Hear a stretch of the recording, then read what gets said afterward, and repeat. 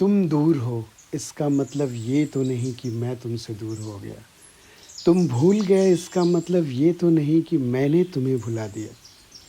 तुमने मुझे पहचानने से इनकार कर दिया, इसका मतलब ये तो नहीं कि मैं तुम्हें जानता ही नहीं। तुम मौन हो गए इसका मतलब ये तो नहीं कि मैंने कुछ सुना ही नहीं। तुमने मुझे पराया बता दिया, इसका मतलब ये तो नहीं कि हम कभी तुम्हारे अपने थे ही नहीं। तुम बदल गए इसका मतलब ये तो नहीं कि मुझ में कोई बदलाव आ गया। तुम जीत गए बाजी जीवन की, इसका मतलब ये तो नहीं कि मैं हार गया। कल भी साथ था तुम्हारे और अब भी साथ ही हूँ तुम्हारे।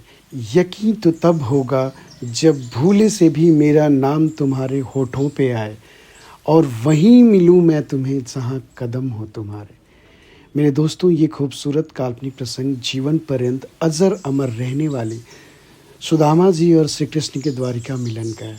दोनों एक दूसरे को अपनी बाहों का सहारा दिए मन की व्यथा को जाहिर कर रहे होते हैं। दोनों जानते हैं कि दोनों का एक दूसरे के बगैर अस्तित्व नहीं। ठीक वैसे ही जैसे नर के बगैर नारायण नहीं, जीवन के बगैर जीव नहीं।